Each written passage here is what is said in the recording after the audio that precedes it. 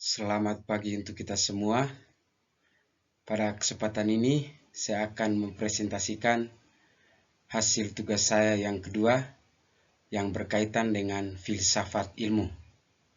Sebelum kita melangkah lebih jauh, izinkanlah saya untuk memperkenalkan diri saya. Nama saya Yurelius Mangun, NIM 859349802 dengan prodi S1 PGSD. Dan pada saat ini saya sedang menempuh pendidikan perguruan tinggi di Universitas Terbuka.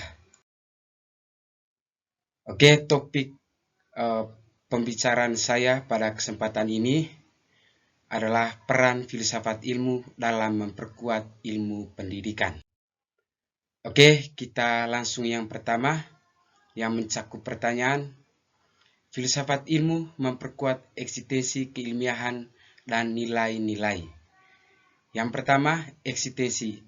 Filsafat ilmu menjawab pertanyaan, apakah ilmu pendidikan itu benar-benar ada sebagai ilmu mandiri? Ia menetapkan batasan-batasan wilayah studi pendidikan, sehingga ilmu ini tidak sekedar dianggap sebagai cabang dari psikologi atau sosiologi. Yang kedua, keilmiahan. Filsafat ilmu memberikan metodologi. Ia menguji apakah teori-teori pendidikan seperti behaviorisme atau konstruktivisme dibangun di atas penelitian yang valid, logis, dan dapat dipertanggungjawab secara ilmiah. Ketiga, nilai-nilai. Pendidikan tidak bebas nilai. Filsafat ilmu memutuskan unsur etika ke dalam ilmu pendidikan agar tujuan utamanya tetap pada memanusiakan manusia, bukan sekedar mencetak tenaga kerja. Oke, kita lanjut yang kedua, yang mencakup pertanyaan pendidikan sebagai penguat perkembangan filsafat ilmu. Yang pertama, menumbuhkan sikap kritis terhadap sumber pengetahuan. Pendidikan yang berkualitas mengajarkan kita untuk tidak menerima informasi mentah-mentah. Ketika siswa diajak mempertanyakan sumber data atau bukti di balik sebuah teori, mereka sedang mempraktikkan dasar-dasar filsafat ilmu. Yang kedua, memperjelas batasan dan etika ilmu. Ilmu pengetahuan tidak bergerak di ruang hampa. Pendidikan yang menekan nilai moral membantu ilmuwan memahami bahwa bisa melakukan sesuatu tidak selalu berarti boleh melakukan sesuatu. Yang ketiga, mendorong penemuan metode baru. Pendidikan yang bermakna mengajarkan kreativitas dalam berpikir. Ketika metode lama tidak lagi mampu menjawab tantangan zaman, cara berpikir filosofis yang diajarkan di sekolah memungkinkan lahirnya metode penelitian baru yang lebih akurat.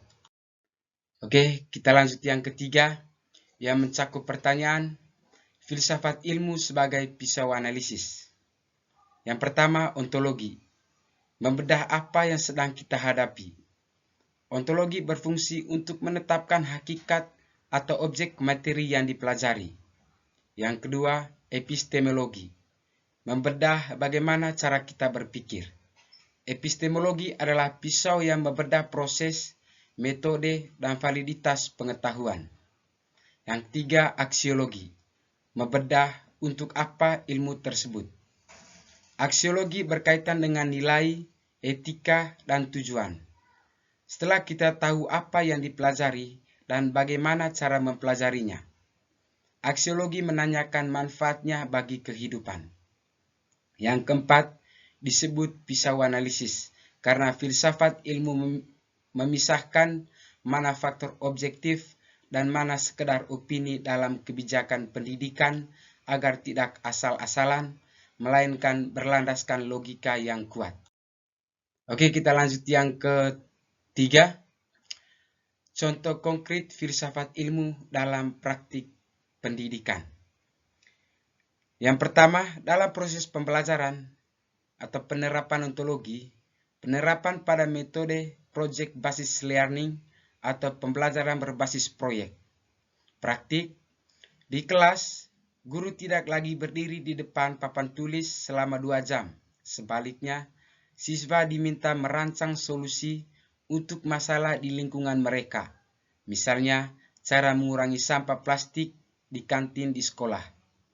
Di sini, hakikat belajar didefinisikan sebagai mengalami bukan mendengarkan.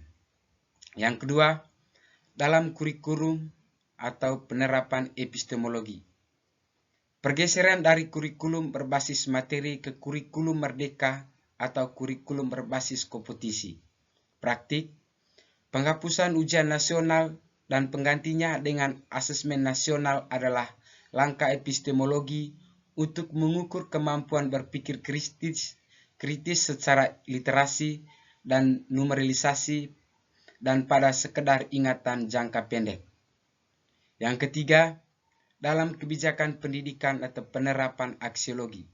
Kebijakan zona dalam penerimaan siswa baru adalah contoh nyata penerapan aksiologi.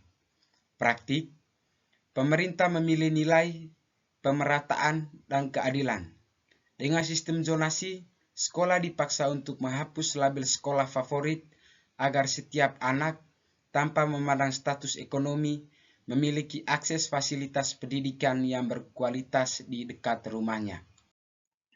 Oke, sehingga kesimpulan dari saya dari keempat pertanyaan yang mencakup, di sini saya mengambil kesimpulan. Yang pertama, filsafat ilmu dan pendidikan adalah dua hal yang saling menguat karena pendidikan membutuhkan landasan yang jelas mengenai apa yang dipelajari, bagaimana cara mempelajarinya, dan untuk apa ilmu tersebut digunakan bagi kehidupan.